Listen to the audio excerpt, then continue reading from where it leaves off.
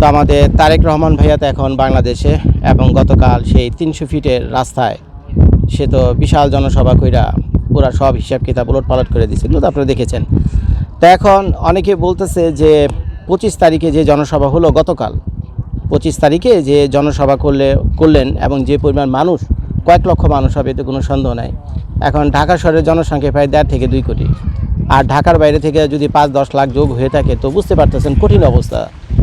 25 তারিখের দৃশ্য দেখে আমার কাছে মনে হচ্ছিল যেন পুরা ঢাকা শহরের দৃশ্য দেখে অনুমান করা যায় সারা বাংলাদেশের মোটামুটি একই চিত্র হবে, যে তারেক রহমানের যে সাপোর্টার, বিশেষ করে বিএনপি নামক দলটার প্রধান, এখন তারেক রহমানকে সাপোর্ট করা, বিএনপিকে সাপোর্ট করা, বিএনপিকে সাপোর্ট করা তারেক রহমান, যেহেতু উনি দলের প্রধান। তো এখন 2 মাস পরে যে ইলেকশন হবে, ইলেকশনের রেজাল্ট যাই হোক না কেন, মোটামুটি অনেকে বলতেছে যে 25 তারিখে যে শোডাউন ছিল তারেক রহমানের, ওইখানে যে জনসভা উনি করলেন আর যা কিছু বললেন, তো ভোট মোটামুটি হয়ে গেছে। সেদিনই ভোটের সিদ্ধান্ত হয়ে গেছে যে বিএনপি ক্ষমতায় আসছে, কারণ যে পরিমাণ সাপোর্ট আমি সেখানে লক্ষ্য করলাম।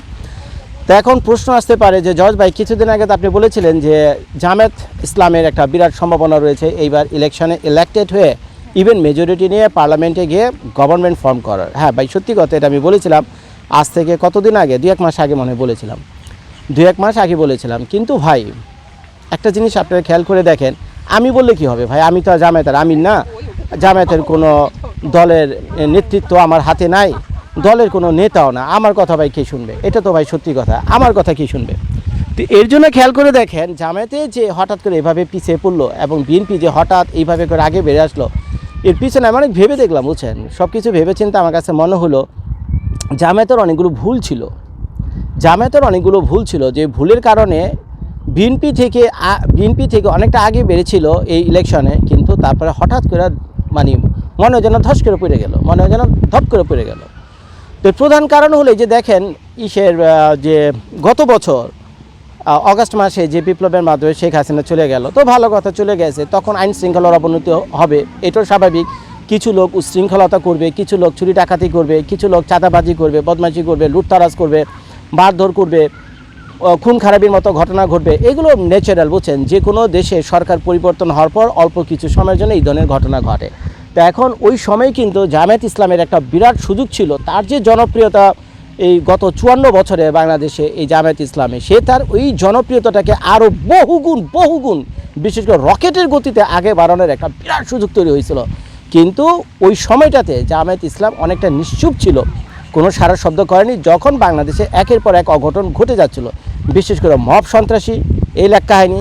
দ্বিতীয় কথা হলো হিন্দুদের উপর অত্যাচার, তাদের বাড়িঘর জ্বালিয়ে দেওয়া, পুড়ে দেওয়া, তারপরে বাইরে থেকে দরজা বন্ধ করে পেট্রোল দিয়ে বাড়িতে আগুন লাগিয়ে দেওয়া, ঘরে আগুন দেওয়া দেয়, এইগুলোর কালচার খুব কমই ছিল আমাদের সংস্কৃতিতে, বিশেষ করে বাংলাদেশের মাটিতে। কিন্তু শেখ হাসিনা চলে যাওয়ার পর এগুলো আমরা এক এক করে দেখলাম। তারপরে হলো কি, ওই যে বিভিন্ন আওয়ামী লীগের যে নেতারা রয়েছে তাদেরকে ব্ল্যাকমেইল করে কোটি কোটি টাকা হাতিয়ে নেওয়া, এই ঘটনাগুলো জামায়াত ইসলামের চোখের সামনেই ঘটেছে, কিন্তু তাদেরকে তেমন একটা প্রতিবাদ করতে দেখিনি। এরপর হলো আপনার মনে করেন এই যে লেটেস্ট যে ঘটনা, প্রথম আলো, প্রথম আলো আর ডেইলি স্টার যে পুড়িয়ে ফেললো। এখন চিন্তা করেন, প্রথম আলো ডেইলি স্টার দিয়ে হলো সারা দুনিয়ার মানুষ বাংলাদেশকে চিনে, সারা দুনিয়ার যত দেশ আছে বাংলাদেশকে চিনে একটা পত্রিকার মাধ্যমে, সেই দেশের পত্রিকার মাধ্যমে, এটাই নিয়ম, এটাই হওয়া উচিত। তো প্রথম আলো আর ডেইলি স্টার ছিল ওই লেভেলের 2টা পত্রিকা। তা এখন শত বলবো না, অল্প কিছু মানুষ গিয়ে সবার চোখের সামনে, আইন শৃঙ্খলা রক্ষাকারী বাহিনীও চারদিকে ছিল, সবই ছিল, কিন্তু তারপরে সবার সামনে এই দুটাকে জ্বালিয়ে পুড়িয়ে খারখার করে দিল। কিন্তু জামায়াত ইসলামী তখনও নিশ্চুপ ছিল। তো এখন জামায়াত ইসলামের কাছে আমাদের যে প্রত্যাশা ছিল, জামায়াত ইসলামী, অনেকে বলে জামায়াত ইসলামী অনেকটা মৌলবাদী দল হলো, মনে করেন অনেকটা ওই আফগানিস্তানি স্টাইলের, বুঝছেন, আফগানিস্তানের দল, আফগানিস্তানি স্টাইলের, সে তালিবান স্টাইলের দল। তো এখন আমি ব্যক্তিগতভাবে ভাই, আমি জামায়াতকে যথেষ্ট শ্রদ্ধা করি, জামায়াতের একজন সাপোর্টারও, কিন্তু আমার কাছে মনে হয়েছিল জামায়াত ইসলামের নেতাদের দেখে আমার কাছে যেটা মনে হয়েছিল যে না, আসলে তারা সেই যে মানে খুব যে কট্টরপন্থী যেটাকে বলে, আলটিমেস্ট যেটাকে বলে, বুঝছেন নাকি, সেই কট্টরপন্থী ইসলামিক দল আমার কাছে কেন যেন মনে হয়েছিল জামায়াত ইসলামী না। এখন ওয়াজে হুজুররা কী বলে সেটা ভিন্ন জিনিস, কিন্তু বাস্তবতা হলো আরেক জিনিস, অর্থাৎ দেশ চালানো হলো আরেক কাহিনী। দেশ চালানোর জন্য অনেক যোগ্যতা প্রয়োজন, অনেক মেধা প্রয়োজন হবে, দূরদর্শী হইতে হয়। মানে কি, আপনি দূরের জিনিসকেও দেখতে পান, এই একজন পলিটিশিয়ানের এটাই নেচার হওয়া উচিত এবং এই যোগ্যতা হওয়া উচিত। তো এই ক্ষেত্রে আমি জামায়াত ইসলামকে মনে করেছিলাম তারা 100-তে 100, তারা যথেষ্ট স্মার্ট, তারা যথেষ্ট ইন্টেলিজেন্ট, এবং তারা বাংলাদেশের দায়িত্ব নেওয়ার জন্য আমার মনে হয় প্রস্তুত। কিন্তু যে জিনিসগুলো আমি লক্ষ্য করলাম সেটা হলো, আমি জানি সরাসরি জামায়াত এখানে ইনভলভ হয়নি, কিন্তু প্রকৃত বা পরোক্ষভাবে এই দোষগুলো জামায়াতের উপরে আসছে। কে বা কারা কোন ইসলামিক দল বা এই তৌহিদি জনতার নামে এগুলো করছে, কিন্তু জামায়াত নিশ্চুপ ছিল, তো ঘুরে ফিরে জামায়াতের উপরই দোষটা আসছে, যেহেতু জামায়াত ইসলামিক একটা রাজনৈতিক দল। এখন আপনাদের ডিসিশন নিতে হবে। মনে করেন আফগানিস্তান রাষ্ট্র, ইরান রাষ্ট্র, আবার সৌদি আরব, ইউনাইটেড আরব আমিরাত, এরাও তো রাষ্ট্র। এখন দুজনের ভিতরে মিল আর অমিল কি? এখন ইরানের দিকে তাকান, ইরান একটা ইসলামিক দল, বুঝছেন? ইরান কিছু একটা ইসলামিক দল, কিন্তু সেই রাষ্ট্রটা চালায় এবং কোরআন সুন্নাহ অনুযায়ী, হাদিস তারপরে কোরআন সুন্নাহ অনুযায়ী তাদের রাষ্ট্র পরিচালনা করে। ভালো কথা, করুক, দোষের কিছু না, আমরাও এটাকে ওয়েলকাম জানাই। আফগানিস্তান একই অবস্থা, তারাও চেষ্টা করতেছে কোরআন সুন্নাহ অনুযায়ী দেশ চালানোর জন্য। এবার অপর দিকে দৃষ্টি দেন হলো আপনার সৌদি আরব এবং ইউনাইটেড আরব আমিরাত। তারা কি তাদের দেশকে কোরআন এবং সুন্নাহ অনুযায়ী চালায়? উত্তর হলো না। কারণ কোরআন সুন্নাহ অনুযায়ী কোনো নারী নেতৃত্বই হারাম, কিন্তু সৌদি আরবের পার্লামেন্টে অনেক নারী নেতৃত্ব আছে। তো তার মানে সৌদি আরব এখান থেকে অনেকটা সরে গেছে। শুধু সরেই যায়নি, তারা নিজেদেরকে আধুনিক করার চেষ্টা করতেছে। ধর্মের পাশাপাশি নিজেদের আধুনিকায়ন আনা অনেক জরুরি, ধর্মের পাশাপাশি নিজেদের আধুনিকায়ন আনা অনেক জরুরি। তো যার ফলে সৌদি আরব কী করছে, মেয়েদেরকে পার্লামেন্টে যাওয়ার সুযোগ দিচ্ছে, মহিলাদের গাড়ি চালানোর সুযোগ দিয়েছে। যেখানে ইসলাম নিষেধ করে মেয়েরা একা চলাফেরা করতে পারে না, কিন্তু সৌদি আরব ইউনাইটেড আরব আমিরাত সেই স্বাধীনতা দিয়ে রাখছে। যেটা কিন্তু যদি কট্টর ইসলামিক দল আপনি হয়ে থাকেন, তাহলে কিন্তু এটা ঘোর বিরোধী, এটা ধর্মের ঘোর বিরোধী। কিন্তু তারা নিজেদের ভিতরে মডার্নাইজেশন যেটাকে বলে, সেই মডার্নাইজেশন এনেছেন সময়ের প্রয়োজনে, সময়ের চাহিদা অনুযায়ী, যেটা এটাই করা উচিত। তো এগুলো করে তাদের দেশকে কোথায় থেকে তারা কোথায় নিয়ে যাচ্ছে, বুঝছেন? আধুনিক সভ্যতার সাথে অ্যাডজাস্ট করে, ধর্মটাকে অ্যাডজাস্ট করে তারা এটা করতেছে। আমি এটা ভাই দোষের কিছু দেখি না, কারণ সময় চেঞ্জ হয়ে গেছে। 1400 বছর আগের দুনিয়া আর এখনকার আগের দুনিয়া নাই। 1400 বছর আগে তো আমাদের ধর্ম এটাও বলছে যে নাচ গান হারাম, কিন্তু ভাই নাচ গান হারাম এটা যদি আপনি বাদ দিতে চান এই মুহূর্তে, তো ভাই টোটালি হারাম হয়ে যায়, মানে টোটালি একটা হয়ে যায়। আর এগুলো তো কোরআন শরীফেও নাই, এগুলো সব হাদিসের কথা। কোরআন শরীফে তো এগুলো নাই যে নাচ গান হারাম, মেয়েদেরকে এই করতে হইব, সেই করতে হইব, মহরম ছাড়া ঘর থেকে বেরোয়া যাবে না, মেয়েদেরকে নেতৃত্ব দেওয়া যাবে না। এগুলো তো সব হাদিসের কথা, কোরআনে নাই। তো যার ফলে সৌদি আরব সহ মিডল ইস্টের অনেকগুলো দেশ আছে, তো তারা এখন ভেবে চিন্তে ডিসিশন নিয়েছে, রাষ্ট্রীয়ভাবে ডিসিশন নিয়েছে, তারা জাস্ট কোরআনটাকে ফলো করতেছে। তো কোরআনে যেহেতু এগুলো কোথাও স্পষ্টভাবে বলা নাই নারী নেতৃত্ব হারাম, বা মেয়েদের একা চলাফেরা করা যাবে না, বা মেয়েরা খেলাধুলা করতে পারবে না, বা গান বাজনা করা যাবে না, সিনেমা হল থাকা যাবে না, সাংস্কৃতিক অনুষ্ঠান হবে না, এগুলো যেহেতু কোরআন স্পষ্টভাবে কোথাও বলার নাই এবং আল্লাহ আমাদেরকে এগুলো বলেননি, এগুলো হাদিসে কে বা কারা ঢুকাইছে, সত্য মিথ্যা আমি জানি না।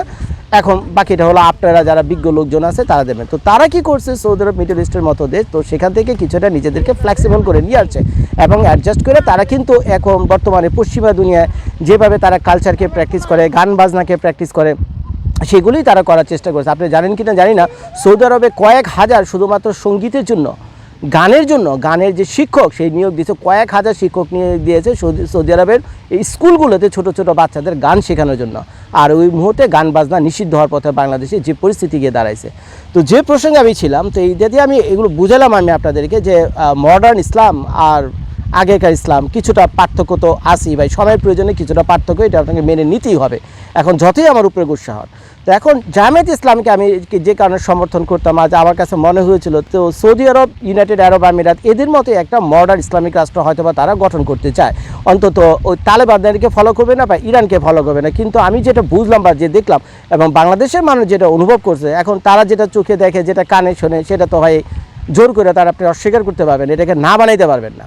তো তারা দেখেছে বাংলাদেশে যখন এই কালচারের উপর অ্যাটাক হয়েছে, মানুষজনকে একটা লোক 20 বছর ধরে গান বাজনা করে, তার আদরের ঢোল তবলা যেটাকে বলেন আপনি, বুঝছেন, 20টা বছর ধরে সেই তবলা বাজিয়ে সে গান করতো, ঘরে বা বাইরে গিয়ে গান করতো। আপনারা তার তবলাগুলো আগুন দিয়ে পুড়ে দিয়েছেন, সেই ভিডিও আমিও নিজে চোখে দেখেছি, বুঝছেন। তো সেই তবলা কী দোষ করছিল? তার মানে গান বাজনা বাংলাদেশে নিষিদ্ধ করার জন্য, সংস্কৃতিকে নিষিদ্ধ করার জন্য এই সব আকামগুলো থেকে আপনারা ইনভলভ হয়ে গেছেন। একটা মেয়ে তার ওড়না কীভাবে পরলো, কেমনে পরলো, একটা মেয়ে মাথায় টিপ দিল বা না দিল, এই সব যত আকাম কুকাম আছে, বুঝছেন, কে বোরকা পরলো বা কে বোরকা পরলো না, বুঝছেন, এই ধরনের কঠিন একটা অবস্থায় আপনি চলে গেছেন। এবং এগুলো যখন হয়েছে, বাংলাদেশে যে সাধারণ মানুষ আছে, একটা জিনিস আপনারা বোঝার চেষ্টা করেন যে ফেসবুক ইউটিউবের জগৎ হলো একটা, আর বাস্তবত হলো আরেকটা।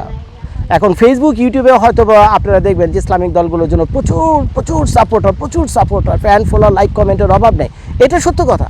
এটা সত্য কথা, কিন্তু ভাই বাস্তবতা যখন রাষ্ট্র চালাতে আসবেন তখন ভাই আপনাকে সব শ্রেণীর লোকের কথা মানতে হবে। যারা ইসলামিক মাইন্ডে, কট্টর ইসলামিক মাইন্ডে, তাদের কথা ভাবতে হবে, যারা কিনা মডারেট তাদের কথা ভাবতে হবে। কিন্তু আমরা তো ভাই সবাই মুসলমান, তো আমরা তো ভাই আফগানিস্তানের মতো তালেবান রাষ্ট্র চাইনি বাংলাদেশে, আমরা তো ইরানের মতো রাষ্ট্র চাইনি, আমরা চাইছি সৌদি আরবের মতো রাষ্ট্র, আমরা চাইছি ইউনাইটেড আরব আমিরাতের মতো রাষ্ট্র।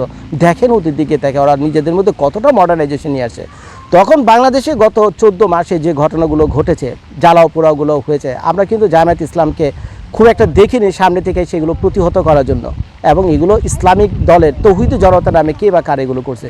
তো এগুলো যখন দিনের পর দিন এগুলো করছে, তো যারা কিনা শেখ হাসিনাকে উৎখাতের পিছনে বিরাট একটা ভূমিকা রাখছে এবং পরবর্তী সরকার গঠনের জন্য অনেকে আশাবাদী ছিল জামায়াত ইসলামের প্রতি, যে জামায়াত ইসলাম মনে বাংলাদেশে একটা পরিবর্তন আনবে, একটা মডার্ন ইসলাম, বুঝছেন, একটা মডার্ন ইসলামিক একটা স্টেটে বাংলাদেশকে পরিণত করবে, বহুত আশা ভরসা ছিল। কিন্তু জামায়াত যখন দিনের পর দিন চুপ ছিল এবং এই ঘটনাগুলো ঘটছে, ওই যে বললাম বাংলাদেশের মানুষ সবই বুঝে, বাংলাদেশকে মানুষকে বোকাচোদা ভাবার কোনো কারণ নেই, বাংলাদেশের মানুষ কম বেশি সবই বুঝে। তো তখনই মানুষগুলো চুপ ছিল এবং জামায়াতের ভূমিকা দেখছে। এখন যদি জামায়াত যদি এক ধাপ এগিয়ে এসে যদি এইসব ঘটনার প্রতিবাদ করতো, বুঝছেন, এর বিরুদ্ধে গিয়ে দাঁড়াইতো, সরাসরি এদেরকে রুখে দিত, বুঝছেন, তখন কিন্তু জামায়াতের জনপ্রিয়তা হাজার গুণ বেড়ে যেত। তখন মানুষ বুঝতো যে না, জামায়াত অন্তত কট্টরপন্থী কোনো ইসলামিক দল না, আমাদের দেশ তালেবান বা ইরান হবে না, আমাদের দেশ হয়তো সৌদি আরবের মতোই এরকম একটা মডার্ন ইসলাম বাংলাদেশে আসতে যাচ্ছে। বিরাট একটা সুযোগ তৈরি হইতো। কিন্তু জামায়াত ইসলামের চুপ থাকার কারণে, আমি জানি যে জামায়াত ইসলাম এগুলো তো ইনভলভ না, কে বা কার এগুলো করছে, বুঝছেন, তৌহিদি জনতার নাম দেয়া, তৌহিদি জনতার নামে যখন গেছে, দাড়ি টুপি যখন দেখা গেছে, আল্লাহ আকবর বইলা যখন এই ঘটনাগুলো ঘটাইছে বিভিন্ন জায়গায়, সেই আকামের কথা যদি আমি বলতে চাই, সারাদিন বসে আমি এখানে ওয়াজ করতে পারবো, বুঝছেন, এত সময় নেই, আমি এগুলো বললাম না, এগুলো আপনারা সবই জানেন, বেশি বললে অনেকে আমার মনে কষ্ট পেয়ে যাবেন। তো জামায়াত ইসলাম এগুলো না করে থাকলেও অন্তত জামায়াত ইসলামের উচিত ছিল যে এদের বিরুদ্ধে বিরাট একটা বাধা হয়ে দাঁড়ানো। তখন আমরা বুঝতাম যে জামায়াত ইসলাম সত্যি একটা ইসলামিক মডার্ন একটা ইসলামিক রাষ্ট্র বাংলাদেশে গঠন করতে চায়, অন্তত কট্টর সেই তালেবান স্টাইল বাংলাদেশে করতে চায় না। কিন্তু এখন মানুষের সেন্টিমেন্ট যেটা জন্ম নিছে, তারা মোটামুটি ধরিয়ে নিয়েছে জামায়াত যেহেতু এগুলোকে প্রতিবাদ করেনি, তার মানে একটা চুপচাপ এটাকে সমর্থন করেছে। তো যার ফলে হঠাৎ করে জামায়াতে এই ধরনের একটা ধস নামছে। এখন আওয়ামী লীগের যত সাপোর্টার আছে ভাই, সবাই তো তার বউ বাচ্চা কাছে নিয়ে ব্যস্ত, এখন বাংলাদেশে আপনারা গান বাজনা বন্ধ করে দেবেন, বাংলাদেশে আপনি সিনেমা হল বন্ধ করে দেবেন, বাংলাদেশে আপনারা যত নাটক যা কিছু আছে 2 দিন পর এগুলো বন্ধ হয়ে যাবো। ভাই এগুলো কী শুরু করলেন আপনারা, এগুলো কী শুরু করেন? এগুলোর জন্য তো আমি জামায়াত ইসলামীকে সাপোর্ট করি না। জামায়াত ইসলামে আমার চোখের সামনে জামায়াত ইসলাম সবসময় একটা মডার্ন ইসলামিক দল, বুঝছেন, একটা মডার্ন ইসলামিক দল আমার দৃষ্টিতে। কারণ আমার তো এই 2025 সালে বাঁচতে হইব, খায়া পেরা বাঁচতে হইব, আধুনিকতার সাথে নিজেকে অ্যাডজাস্ট করে চলতে হইব। আমি তো ভাই তালেবান হইতে চাই না, প্রশ্নই ওঠে না। তো যার ফলেই যে বাংলাদেশে যে মানুষ এখন দেখতে পাচ্ছেন, এই যে এখন বিএনপির উপর গিয়া মানে বিএনপি তাদেরকে নিয়ে নিয়েছে, একচেটিয়া সব বিএনপি নিয়ে নিয়েছে, এই শুধুমাত্র এই একটা কারণে মানুষের ভয় থেকে ঘটনা ঘটছে। এখন হাতে 2 মাস সময় আছে, জামায়াতের যে নেতারা আছে, জামায়াত যে দলটা আছে, তাদের স্ট্র্যাটেজি কী হবে সেই আস্থা এবং বিশ্বাস ফিরিয়ে আনার জন্য আমি জানি না, তবে সেটা সময় বলে দেবে। তো এখন বাংলাদেশের সাধারণ মানুষ যেহেতু মনে করতেছে জামায়াত ইসলামীকে যদি ভোট দেয়, তাহলে এখন যেভাবে গান বাজনা নিষিদ্ধ হইতেছে, মেয়েরা বাইরে ঠিকমতো চলাফেরা করতে পারছে, কারণ না কেমনে পড়ছে, বুঝছেন, এগুলো নিয়ে হইতেছে। একটা মেয়েকে দেখলাম জিন্সের প্যান্টে পরে লঞ্চে উঠছে, সেখানে আপনারা হাজার মানুষের সামনে পিটেছেন। এগুলো দেখে আমি নাই, বুঝছেন, আমি নাই, শুধু এটা তো আমি দেখি না, আরও হাজার মানুষ দেখছেন। তো এগুলো চোখের সামনে এগুলো ঘুরছে এবং তৌহিদি জনতা নাম দিয়ে কে বা কারা করছে। এখন আমি জানি জামায়াত ইসলাম এটার সাথে ইনভলভ না, কিন্তু যেহেতু এটা ইসলামিক দল এবং তৌহিদি জনতা এবং আল্লাহু আকবার নাম দিয়ে এগুলো করা হয়েছে, তো জামায়াত ইসলামের উচিত ছিল এগুলোকে বাধা দেওয়া। কিন্তু কী কারণে তারা বাধা দেন, অতটা প্রতিবাদ আমি তাদের ভিতরে লক্ষ্য করিনি, ব্যক্তিগতভাবে আমি মনে করি। আর যে কারণগুলোর জন্য জামায়াত ইসলামকে একটা ভয়ঙ্কর দল হিসেবে বাংলাদেশের মানুষের চোখের সামনে ফুটে উঠছে, যেটা জামায়াত ইসলামের বিরাট একটা ফুল। আর এই কারণে বাংলাদেশের এখন মানে কাঙ্গাল, ফকির, মিসকিন, বড়লোক, গরিব যা কিছু আছে, বুঝছেন, যত শ্রেণীর লোক আছে, আমলা কামলা, তারপরে ওই ভালো মন্দ যত মানুষ আছে, চোর বাটপা যারা আছে, সব একচেটে এখন বিএনপির দিকে যাচ্ছে। আর তো কোনো অপশন নাই রে ভাই বাংলাদেশের হাতে, হয়তো জামায়াতকে ভোট দিতে হবে, আর না হলে বিএনপিকে ভোট দিতে হবে, আর কোনো অপশন এই মুহূর্তে বাংলাদেশের নাই। এখন বিরাট একটা সুযোগ ছিল জামায়াত ইসলামের এই যে সুযোগটা তৈরি হয়েছিল, এই ভোটে মেজরিটি নিয়ে পার্লামেন্টে গভর্নমেন্ট ফর্ম করাম, সেই সুযোগটা আস্তে আস্তে আস্তে আস্তে নষ্ট হয়ে গেছে। এটা আমি মনে করি যে জামায়াত ইসলামের স্ট্র্যাটেজিগত কিছু ভুল। এখন জামায়াতের দলটার প্রতি মানুষের একটা ভয় ঢুকে গেছে। এখন এই ভয় কীভাবে জামায়াত ইসলাম ভাঙাবে, আর বিস্তারিত আমি বললাম। আরও যদি বেশি কিছু বলতে চাই তাহলে অনেকে আপনার মনে কষ্ট পেয়ে যাবেন, তাই আমি বললাম না, বাকিটা আপনাদের বিবেকের উপরেই ছেড়ে দিলাম। আসলে এই মুহূর্তে জামায়াতের কী করা উচিত। তো ভিডিওটা শেষ করার আগে একটু দেখা দিই আমি কোথায় দাঁড়িয়ে ভিডিও করছি। তো এটা হলো চারপাশের অবস্থা, আমি যেখানে দাঁড়িয়ে ভিডিও করছি। আর এটা হলো আমেরিকার সাউথ ওয়েস্টে ফ্লোরিডা থেকে করা। আজকে হলো যীশু খ্রিস্টের জন্মদিন, তার মানে ক্রিসমাস ডে। বিকাল 5টা বাজে এই ভিডিওটা করা। অপূর্ব সুন্দর একটা বিকেল। আমি যে নদীটার পাশে দাঁড়িয়ে রয়েছি, এই নদীটার নাম হলো ট্যাম্পা বে বলে। আর এই নদীটা গিয়ে যুক্ত হয়েছে যে সাগরের সাথে, এটার নাম হলো গালফ অফ মেক্সিকো। কিছুদিন আগে ডোনাল্ড ট্রাম্প এটার নাম চেঞ্জ করে দিয়েছে গালফ অফ আমেরিকা, নামই চেঞ্জ করে ফেলাইছে নদীর, বুঝছেন। তো এই হলো চারপাশের অবস্থা, অপূর্ব সুন্দর জায়গা। তো যাই হোক ভাই, ভিডিও দেখার জন্য আপনাদের সবাইকে ধন্যবাদ। ভাই আমি কোনো পলিটিক্যাল অ্যানালিস্ট না, আমি একজন ক্ষুদ্র মানুষ আপনাদের মতে। আমার বিবেকে যতটুকু আমি দেখছি বুঝছেন, আমি জামায়াত দলটার একজন সাপোর্টার। আমি গর্বের সাথে বলি জামায়াত দলের আমি একজন সাপোর্টার। কিন্তু কথা হলো শুধুমাত্র নীরব সাপোর্টারের চাইতে, বুঝছেন, নীরব চুপচাপ সাপোর্টারের চাইতে একজন বুদ্ধিমান সাপোর্ট, বা যে কিনা তার মতামত প্রকাশ করতে পারে, ভালো মন্দ বিচার করার ক্ষমতা আছে, বুঝছেন, এই ধরনের সাপোর্টার জামায়াতের জন্য এই মুহূর্তে বহু দরকার। তো কাজে লক্ষ লক্ষ বোকা শোকা মূর্খ সাপোর্টারের চাইতে অল্প কিছু বুদ্ধিমান স্মার্ট ইন্টেলিজেন্ট সাপোর্টার জামায়াতের জন্য বহু দরকার। ধরে নেন আমিও তাদের মধ্যে একজন। তো যার ফলে জামায়াতকে সাপোর্ট করি, কিন্তু তারপরে দেখেন জামায়াতকে বুদ্ধি পরামর্শ দেওয়ার বা ওদের কি বলার, বুঝছেন, পরামর্শ দেওয়ার ক্ষমতা বা সাহস আমার কোনোটাই নেই। কিন্তু আমি একজন অত্যন্ত সাধারণ মানুষ, কিন্তু আমার কাছে মনে হয়েছে যে জিনিসগুলো, বুঝছেন, সেই জিনিসগুলো আমি তুলে ধরলাম, যাতে এখনও সময় আছে আমরা নিজেদেরকে আরেকটু ঠিকঠাক করতে পারি। বিরাট একটা সুযোগ হয়েছে জামায়াত ইসলামী বাংলাদেশের ক্ষমতায় আসা। যদি অল্প কিছু ছোটো মোটো খুচরা মুচরা কিছু ভুলের জন্য সেই সুযোগটা এখন আমাদের হাতছাড়া হবে। ভিডিওটা দেখার জন্য সবাইকে ধন্যবাদ। আসসালামু আলাইকুম।